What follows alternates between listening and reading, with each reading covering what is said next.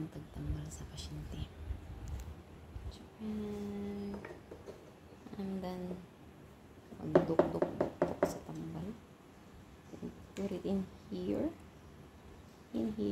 After that, and put a little bit of juice para mainom niya. Kaya di na siya pwede, hindi mo pwede ng plain water because